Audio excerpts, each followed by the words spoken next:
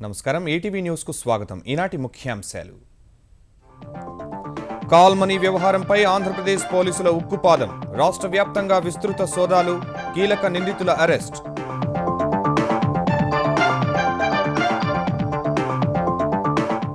తనిఖీల్లో ఖాళీ ప్రామిసరీ నోట్లు, ఆస్తి తనఖా పత్రాలు స్వాధీనం. ఎవరిని ఉపేక్షించే ప్రసక్తే లేదని డీజీపీ రాముడు హెచ్చరిక. యువతలో నైపుణ్యాభివృద్ధిపై కలెక్టర్లకు చంద్రబాబు దిశానిర్దేశం. ఎక్కడకు వెళ్లినా ఉపాధి పొందే విధంగా ఉండాలని స్పష్టీకరణ. జీహెచ్ఎంసీ పరిధిలో ఓట్ల తొలగింపుపై హైకోర్టుకు ఈసీ వివరణ. రాజకీయ ప్రోద్బలం లేదని వెల్లడి. ఈ నెల 18న తదుపరి విచారణ. ఢిల్లీ సచివాలయంలో సీబీఐ తనిఖీలు. సీఎం కార్యాలయంలోనే చేశారన్న కేజ్రీవాల్. ప్రధానిపై ఘాటు విమర్శలు. క్షమాపణకు భాజపా డిమాండ్. పార్లమెంట్లో కాంగ్రెస్ వైఖరిపై మరోసారి మోదీ విమర్శలు. ఆటంకం, నాశనం, విధ్వంసమే ధ్యేయంగా సాగుతోందని మండిపాటు.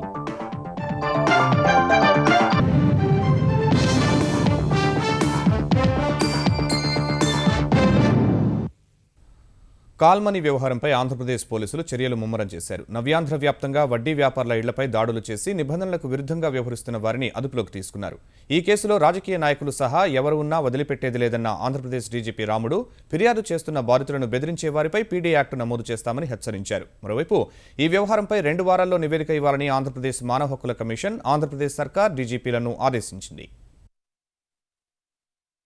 కాల్మనీ అంశాన్ని ముఖ్యమంత్రి చంద్రబాబు తీవ్రంగా పరిగణించినందున ఆంధ్రప్రదేశ్ పోలీసులు కొరడా ఝుళిపిస్తున్నారు. విజయవాడలోనే కాకుండా 13 జిల్లాల్లోనూ ఇలాంటి అరాచకాలు జరుగుతున్నాయనే అంచనాలతో ఆంధ్రప్రదేశ్ వ్యాప్తంగా ఇవాళ అధిక వడ్డీకి అప్పులిచ్చే వ్యాపారులే లక్ష్యంగా విస్తృతంగా సోదాలు నిర్వహించారు. విజయవాడలో 92 చోట్ల సోదాలు నిర్వహించిన 57 మందిని అదుపులోకి తీసుకున్నట్లు పోలీస్ కమిషనర్ గౌతమ్ సవాంగ్ వెల్లడించారు. అదుపులో తీసుకున్న వారిలో ఎమ్మెల్సీ బుద్ధా వెంకన్న సోదరుడు నాగేశ్వరరావు, సముద్రాల నాగేశ్వరరావు, లంకలపల్లి సతీష్, మరో వ్యాపారి ఉన్నారు. ఈ దాడుల్లో 5-10 రూపాయల వడ్డీలు వసూలు చేస్తున్నట్లు గుర్తించిన పోలీసులు సంతకాలు చేయించుకున్న ఖాళీ ప్రామిసరీ నోట్లు, ఆస్తి పత్రాలు, చెక్కుల్ని స్వాధీనం చేసుకున్నారు. గుంటూరులోనూ కాలాంతకుల ఇళ్లపై పోలీసులు ఏకకాలంలో సోదాలు నిర్వహించారు. డొంకరొడ్డు, శారదా కాలనీ, పట్టాభిపురం, పాత గుంటూరు, చుట్టిగుంట, ఏటి అగ్రహారం ప్రాంతాల్లో సోదాలు నిర్వహించి 5గురు వ్యాపారుల్ని అదుపులోకి తీసుకున్నట్లు సమాచారం. రెవెన్యూ స్టాంపు అతికించి సంతకాలు, వేలిముద్ర తీసుకున్న ఖాళీ ప్రామిసరీ నోట్లను స్వాధీనం చేసుకున్నారు. పెద్ద సంఖ్యలోనే ఆస్తి తనఖా పత్రాలు లభించాయి. పోలీసు తనిఖీల అనుమానంతో గుంటూరులో కొందరు వ్యాపారులు ముందుగానే ఊరు విడిచి వెళ్లిపోయినట్లు తెలుస్తోంది. కడప జిల్లాలో కడప, పులివెందుల, ప్రొద్దుటూరు, రాయచోటిలో విస్తృత సోదాలు నిర్వహించి అధిక వడ్డీలు వసూలు చేస్తున్న 12 మందిని అదుపులోకి తీసుకున్నారు. వారి వద్ద నుంచి పెద్ద సంఖ్యలో తనఖా పత్రాలు, ప్రామిసరీ నోట్లను స్వాధీనం చేసుకున్నారు. కాల్మనీ వ్యవహారంలో బాధితులు ఎవరైనా నిర్భయంగా ఫిర్యాదు చేయొచ్చని ఆంధ్రప్రదేశ్ డీజీపీ రాముడు తెలిపారు. విజయవాడలోనే కాదు, స్టేట్ మొత్తంలో ఎక్కడ ఎవరు ఇన్వాల్వ్ అయినా కూడా వాళ్ళను వదిలిపెట్టే పరిస్థితి ఉండదు. అంటే ఇప్పుడు వడ్డీకిచ్చుకోవడము నేరం కాకపోవచ్చు, డబ్బులు కట్టలే అన్నప్పుడు నువ్వు లాడ్జికి వస్తావా అని పిలిచారంటే దానికి అంతకంటే ఘోరమైన నేరం ఇంకోటి ఉండదు. దాంట్లో అది క్షమించరాని నేరము, ఎవరినైనా కూడా వదిలిపెట్టే ప్రసక్తే లేదు. ఆ మాత్రం నేను మీకు చెప్పగలను. ఈ బెదిరింపులకు అలవాటు పడిన వాళ్ళు ఉంటే వాళ్ళను పీడీ యాక్ట్ కింద లోపల పంపాలని డిసైడ్ చేశాం. కాల్మనీ కేసు దర్యాప్తు జరుగుతున్న తరుణంలో విజయవాడ పోలీస్ కమిషనర్ గౌతమ్ సవాంగ్ సెలవుపై వెళ్లడంపై వ్యక్తమవుతున్న అనుమానాల్ని డీజీపీ తోసిపుచ్చారు. 1 నెల రోజుల క్రితమే సవాంగ్ కు ప్రభుత్వం సెలవు మంజూరు చేసిందన్న డీజీపీ ఆయన వచ్చే వరకు ఇన్ఛార్జిగా సురేంద్రబాబు విధులు నిర్వహిస్తారని తెలిపారు. కాల్మనీ వ్యవహారంపై సమగ్ర విచారణ జరిపించాలని, గిరిజనులు వ్యతిరేకిస్తున్న బాక్సైట్ తవ్వకాలకు అనుమతులను నిలిపివేయాలని కోరుతూ ఆంధ్రప్రదేశ్ ప్రతిపక్ష నేత జగన్ గవర్నర్ నరసింహన్కు వినతి పత్రం అందజేశారు. షెడ్యూల్ 5 ప్రకారం గిరిజన సలహా కమిటీ నియమించేలా చర్యలు తీసుకోవాలని విజ్ఞప్తి చేశారు. గుంటూరు, బెజవాడ నగరాలను మాఫియా నగరాలుగా మార్చేశారని గవర్నర్ను కలిసిన తర్వాత జగన్ ఆరోపించారు. ప్రతిపక్షంలో ఉన్నప్పుడు వ్యతిరేకించి చంద్రబాబు నాయుడు గారు బాక్సైట్లో లంచాలు తీసుకొని ఆ నిర్ణయాన్ని గిరిజన ఎమ్మెల్యేలు ట్రైబ్స్ అడ్వైజరీ కమిటీ ద్వారా వ్యతిరేకిస్తారనే ఉద్దేశంతో ట్రైబ్స్ అడ్వైజరీ కమిటీని కూడా వేయడంలా 307 అటెంప్ట్ మర్డర్ కేసు పెట్టి గిరిజన మహిళను కూడా హెరాస్ చేసే కార్యక్రమం చంద్రబాబు నాయుడు గారు చేస్తూ ఉంటే అది కూడా గవర్నర్ గారి దృష్టికి తీసుకుని పోయాం. అంతు చూస్తా అంటే మమ్మల్ని అందరినీ చంపేస్తాడనే కదా అని అర్థం. మరి చంద్రబాబు నాయుడు గారు మమ్మల్ని అందరినీ ఇలా ఏలు చూపించి మీ అంతు చూస్తా అని అంటే చంద్రబాబు నాయుడు గారి మీద అటెంప్ట్ మర్డర్ ఎందుకు కేసు పెట్టడం లేదు? కాల్ మనీ పేరుతో అధిక వడ్డీకి చంద్రబాబు నాయుడు గారి డబ్బు కూడా దాంట్లో ఉంది. చంద్రబాబు నాయుడు గారి ఎమ్మెల్యేల డబ్బు ఉంది, మంత్రుల డబ్బు ఉంది, చంద్రబాబు నాయుడు గారి ఎమ్మెల్సీల డబ్బు ఉంది. అధిక వడ్డీకి ఇవ్వమని చెప్పి ప్రోత్సహిస్తారు. ఆ అధిక వడ్డీ కట్టలేని పరిస్థితిలో ఉన్న మహిళలు చివరికి వాళ్ళ మాన ప్రాణాలతో కూడా సిగ్గు లేకుండా ఆడుకున్నారు. అయినా ఆ ఎమ్మెల్యే షికారులు చేస్తాడు, కాల్ మనీ నడిపిస్తా ఉన్న వాళ్ళతో ఫోటోలు వస్తాయి మీడియాలో, కేసులు ఉండవు. ఎమ్మెల్సీ దొరుకుతాడు, ఎమ్మెల్సీ ఏమో సొంత అన్న, కేసులు ఉండవు. కలిసే ఉంటారు వాళ్ళ ఇంట్లో, ఒకే ఇంట్లో, అయినా కేసులు ఉండవు. ప్రపంచంలో ఎక్కడకు వెళ్లినా ఉపాధి అవకాశాలు అందుకునే విధంగా ఆంధ్రప్రదేశ్ యువతకు నైపుణ్యాభివృద్ధిలో శిక్షణ ఇవ్వాలని ముఖ్యమంత్రి చంద్రబాబు అధికారులకు స్పష్టం చేశారు.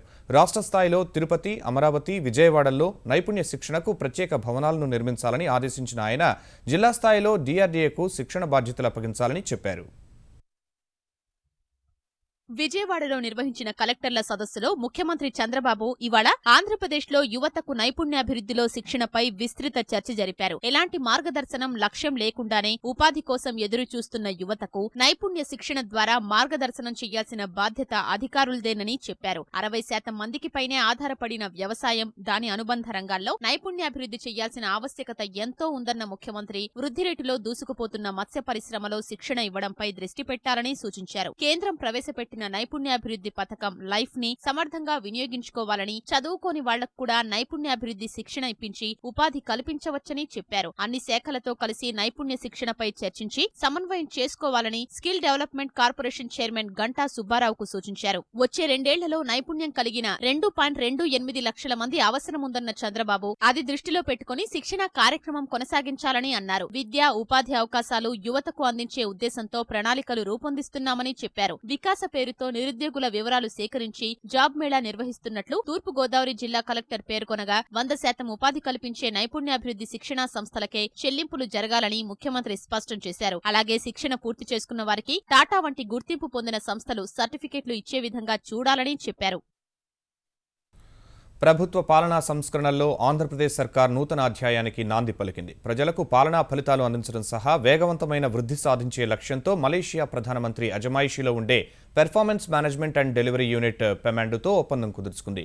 ఈ మేరకు ఒప్పందంపై విజయవాడలో నిర్వహిస్తున్న కలెక్టర్ల సదస్సులో ముఖ్యమంత్రి చంద్రబాబు, పెమాండు ముఖ్య కార్యనిర్వహణ అధికారి ఇడ్రిస్ జలా సమక్షంలో ఆంధ్రప్రదేశ్, మలేషియా ప్రభుత్వ ప్రతినిధులు సంతకాలు చేశారు.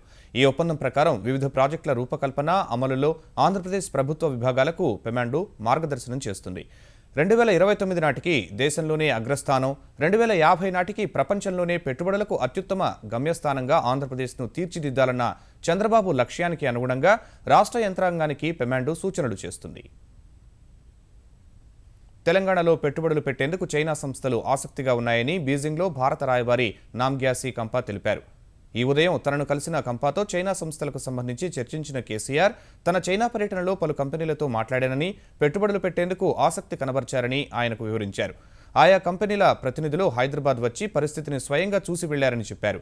హైదరాబాద్లో మౌలిక సదుపాయాల కల్పన, కనీస వసతులకు చేపడుతున్న కార్యక్రమాలను వివరించారు. ఇదే సమయంలో చైనాలోని పలు కంపెనీలు తెలంగాణ పారిశ్రామిక విధానాన్ని అధ్యయనం చేశాయన్న కంప త్వరలోనే ఆయా సంస్థలు హైదరాబాద్ సహా ఇతర ప్రాంతాల్లో తమ విభాగాలను ప్రారంభిస్తాయని చెప్పారు. మిషన్ భగీరథపై కేంద్రం మరోసారి ప్రశంసల వర్షం కురిపించింది. ప్రజలకు రక్షితమైన మంచినీరు అందించాలన్న తెలంగాణ ప్రభుత్వ సంకల్పం గొప్పదని కేంద్ర తాగునీటి శాఖ సంయుక్త కార్యదర్శి సత్యబ్రతు సాహు, నీతి ఆయోగ్ సభ్యుడు అశోక్ జైన్ కొనియాడారు. తాగునీటి సరఫరాపై అన్ని రాష్ట్రాల అధికారులతో వీడియో కాన్ఫరెన్స్ నిర్వహించిన వారు భూగర్భ జలవనరుల నుంచే తాగునీటి సరఫరా జరుగుతున్నందున ఫ్లోరైడ్, ఆర్సెనిక్ లాంటి రసాయనాలు దుష్పరిణామాలను కలిగిస్తున్నాయని వివరించారు. ఉపరితల జలవనరుల నుంచి తాగునీరు అందించడం శ్రేయస్కరమన్న వారు ఇందుకు తెలంగాణ సర్కార్ చేస్తున్న ప్రయత్నం అద్భుతమని చెప్పారు. ఈ విషయంలో ఇతర రాష్ట్రాలు తెలంగాణను ఆదర్శంగా తీసుకోవాలన్నారు. ఫ్లోరైడ్, ఆర్సెనిక్ ప్రభావిత ప్రాంతాల్లో రక్షిత తాగునీటి సరఫరా కోసం 1000 కోట్ల రూపాయలు కేంద్రం కేటాయించిందన్న సాహు, జైన్లు రాష్ట్రాలన్నీ సమగ్ర ప్రణాళికలు రూపొందించుకుని నిధులను సద్వినియోగం చేసుకోవాలని సూచించారు. ఢిల్లీ సచివాలయంలో సీబీఐ నిర్వహించిన సోదాలు రాజకీయ ప్రకంపనలు సృష్టించాయి. సీఎం కేజ్రీవాల్ ముఖ్య కార్యదర్శి రాజేంద్ర కుమార్ అవినీతికి పాల్పడ్డారంటూ ఆయన కార్యాలయం ఉన్న ఢిల్లీ సచివాలయంలో కేంద్ర దర్యాప్తు సంస్థ సోదాలు నిర్వహించింది. ఈ సోదాలపై మండిపడ్డ కేజ్రీవాల్ సీబీఐ ద్వారా కేంద్రం రాజకీయ కక్ష సాధింపు చర్యలకు పాల్పడుతోందని ఆరోపించారు. జైట్లీ అవినీతికి సంబంధించి తన కార్యాలయంలో ఉన్న ఢిల్లీ క్రికెట్ సంఘం దస్తరాల కోసమే సీబీఐ సోదాలు చేసిందని విమర్శించారు. ముఖ్యమంత్రి కార్యాలయంలో సోదాలు చేయలేదని రాజ్యసభలో కేంద్రం ప్రకటించగా ఎన్డీఏ సర్కార్ అబద్ధాలు చెబుతోందని ఆమ్ ఆద్మీ ప్రభుత్వం ఆరోపించింది. దేశ రాజధానిలో అధికారాలు, లెఫ్టినెంట్ గవర్నర్, రైల్వే ఆక్రమణల కూల్చివేత అంశాల్లో ఇప్పటికే కేంద్రం, ఢిల్లీ ప్రభుత్వం మధ్య నడుస్తున్న వివాదం మరింత ముదిరింది. ఢిల్లీ ముఖ్యమంత్రి కేజ్రీవాల్ ముఖ్య కార్యదర్శి రాజేంద్ర కుమార్ గత ప్రభుత్వ హయాంలో ఒక సంస్థకు అనుకూలంగా వ్యవహరించి అవినీతికి పాల్పడ్డారనే ఆరోపణలపై కేంద్ర దర్యాప్తు సంస్థ సిబిఐ ముఖ్యమంత్రి కార్యాలయం ఉండే ఢిల్లీ సచివాలయంలోని 3వ అంతస్తులో సోదాలు నిర్వహించింది. రాజేంద్ర కుమార్ ఇళ్లు సహా ఢిల్లీ, ఉత్తరప్రదేశ్లోని 14 చోట్ల సోదాలు చేసింది. రాజేంద్ర కుమార్ ఇంట్లో 2.4 లక్షలు సహా మొత్తం 13 లక్షల నగదు, స్థిరాస్తి పత్రాలు స్వాధీనం చేసుకున్నట్లు వెల్లడించింది. ఈ వ్యవహారంపై ఢిల్లీ ప్రభుత్వం, ముఖ్యమంత్రి మండిపడ్డారు. సిబిఐ తన కార్యాలయంలో సోదాలు చేసిందని ట్విట్టర్లో పేర్కొన్న ముఖ్యమంత్రి కేజ్రీవాల్, మోదీ సర్కార్ రాజకీయంగా ఎదుర్కోలేక సిబిఐ ద్వారా కక్ష సాధించే ప్రయత్నం చేశారని ఘాటు విమర్శలు గుప్పించారు. ఈ వ్యవహారం తీవ్ర దుమారానికి దారితీసింది. గతంలో ఢిల్లీ ప్రభుత్వ కాంట్రాక్టుల విషయంలో రాజేంద్ర కుమార్ ఓ సంస్థకు అనుకూలంగా నిర్ణయం తీసుకుని అధికార దుర్వినియోగానికి పాల్పడ్డారని ఢిల్లీ డైలాగ్ కమిషన్ విశ్రాంత సభ్య కార్యదర్శి ఆశిష్ జోషి ఇచ్చిన ఫిర్యాదు మేరకే తాము దాడులు చేశామని సిబిఐ వివరణ ఇచ్చింది. Reports from certain quarters regarding search at the office of Chief Minister Delhi are completely baseless. CBI emphatically denies having searched the office of Chief Minister Delhi. False propaganda should not be used to impede our investigation. CBI is committed to take action against the corrupt as per law. ఈ అంశంపై పార్లమెంటులో విపక్షాలు ఆందోళనకు దిగడంతో కేంద్రం రాజ్యసభలో వివరణ ఇచ్చింది. The Chief Minister of Delhi, his office has not been raided. The raid has nothing to do with Mr. Arvind Kejriwal. The raid has nothing to do with the tenure of Mr. Arvind Kejriwal as the Chief Minister of Delhi. There is a corruption case, complaint with the CBI against one officer in the Delhi government, and the search is in relation to a case for an alleged offence committed in his capacity before he joined the office of Mr. Kejriwal.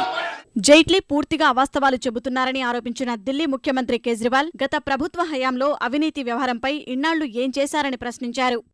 अगर 2007 से 2014 के बीच के ठेकों की ये जांच कर रहे थे तो मुख्यमंत्री के दफ्तर में तो वो फाइलें मिल ही नहीं सकती. वो तो पुरानी फाइलें हैं, वो पुराने उस डिपार्टमेंट के अंदर हैं. ये फाइल है डीडीसीए की फाइल. अरुण जेटली पिछले कई सालों से प्रेसिडेंट है डीडीसीए के, और डीडीसीए के अंदर जितना भ्रष्टाचार हुआ अरुण जेटली के रहते हुए, उसकी मैंने जांच कमेटी बिठाई थी.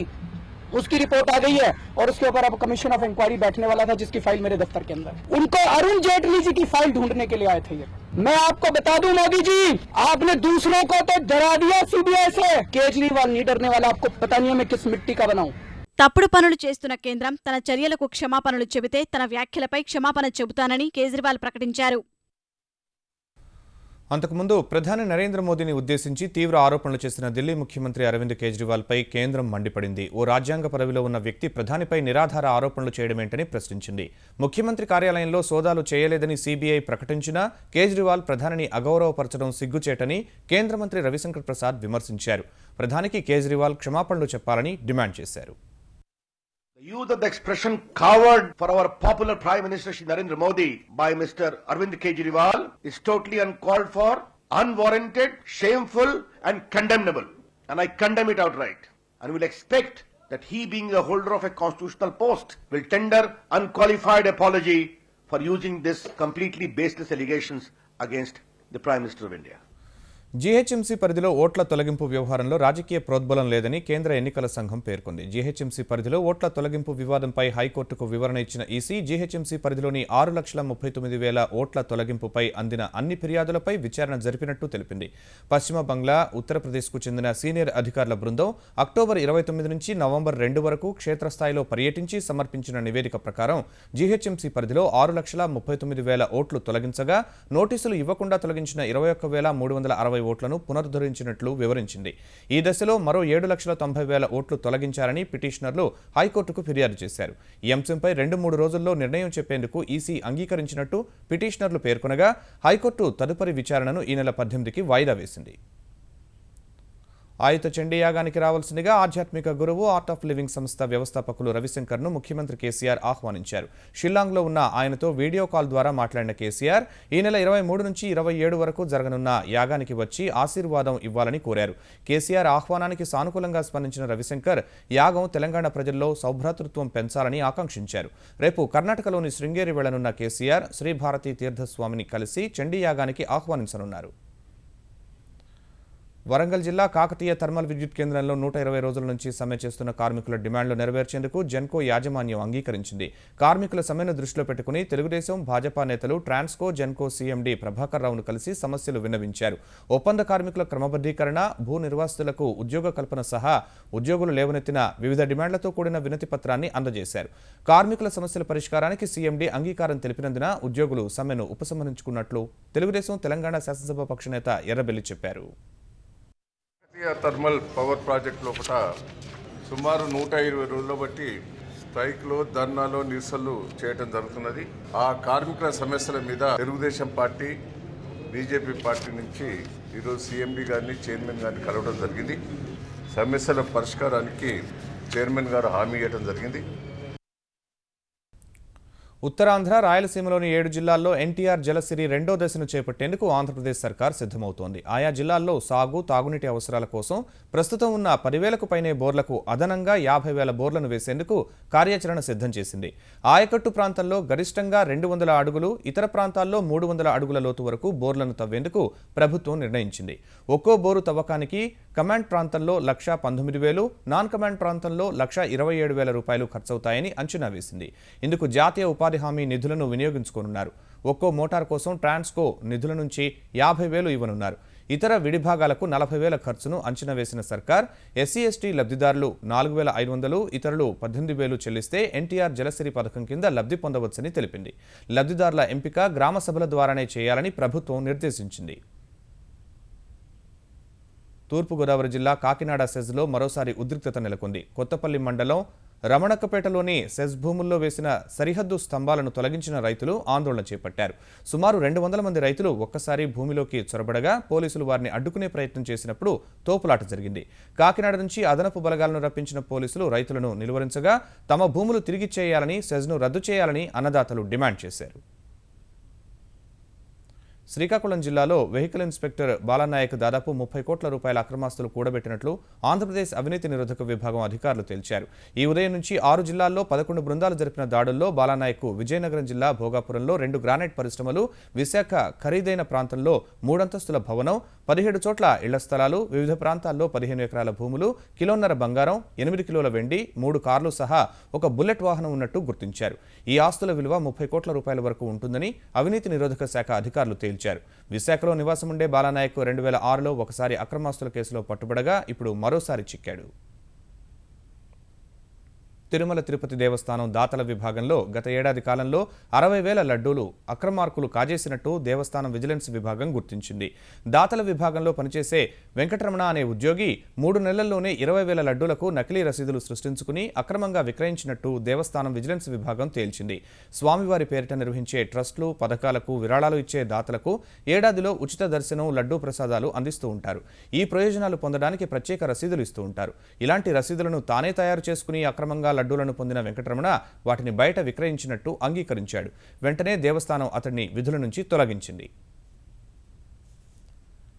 విజయవాడలో బ్లడ్ క్యాన్సర్తో బాధపడుతున్న ఓ వృద్ధురాలి ఆకాంక్షను సినీ నటుడు అల్లు అర్జున్ నెరవేర్చాడు. తనను చూడాలనుకున్న వృద్ధురాలి చివరి కోరికను తీర్చాడు. అజిత్ సింగ్ నగర్లో ఉంటే క్యాన్సర్ బాధితురాలు మస్తాన్ బి ఇంటికి వచ్చిన అల్లు అర్జున్ ఆమెను పరామర్శించి ధైర్యం చెప్పాడు. తాత అలురామలింగయ్యను చూడాలనుకుని ఆ కోరిక తీరకుండానే ఉండిపోయిన ఆమెను పరామర్శించిన అర్జున్ మస్తాన్ బి కుటుంబ సభ్యులతో కాసేపు మాట్లాడారు. అల్లు అర్జున్ రాకపై మస్తాన్ బి ఆనందం వ్యక్తం చేసింది.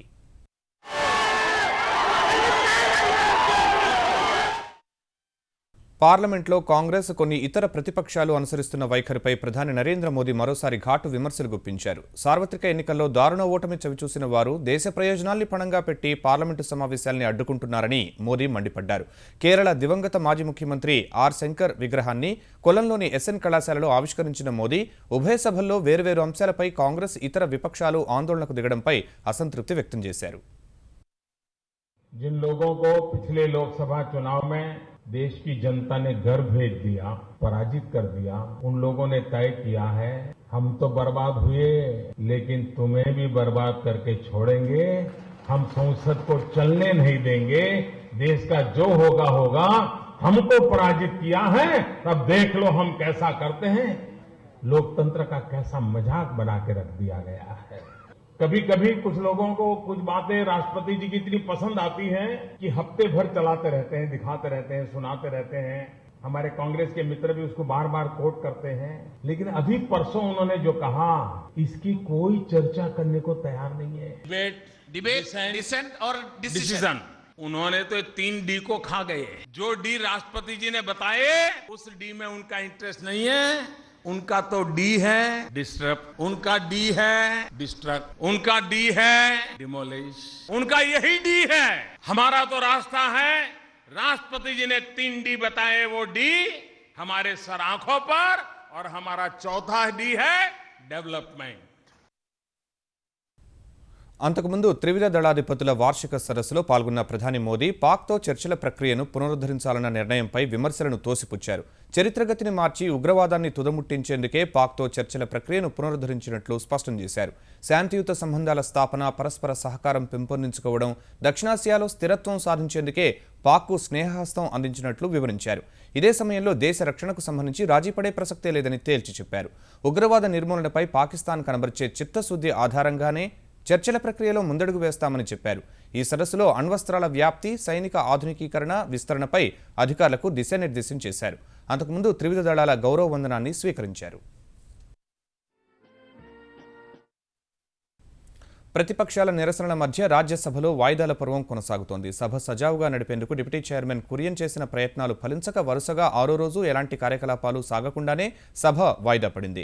అరుణాచల్ ప్రదేశ్ గవర్నర్ పిబి ఆచార్య రాజ్యాంగానికి విరుద్ధంగా, ముఖ్యమంత్రి నిర్ణయానికి భిన్నంగా శాసనసభ సమావేశాలను ప్రోరోగ్ చేయడం ద్వారా ప్రజాస్వామ్య విలువలను మంటగలిపారని, ఆయనను వెంటనే బర్తరఫ్ చేయాలని కాంగ్రెస్ నిరసన చేపట్టింది. శాసనసభకు సంబంధించిన అంశాన్ని రాజ్యసభలో లేవనెత్తడంపై భారతీయ జనతా పార్టీ నేతలు అభ్యంతరం చెప్పగా ఇరుపక్షాలు పరస్పర నినాదాలు చేసుకున్నాయి. ఈ పరిస్థితిలో పలుమార్లు వాయిదా పడిన సభ చివరకు రేపటికి వాయిదా పడింది.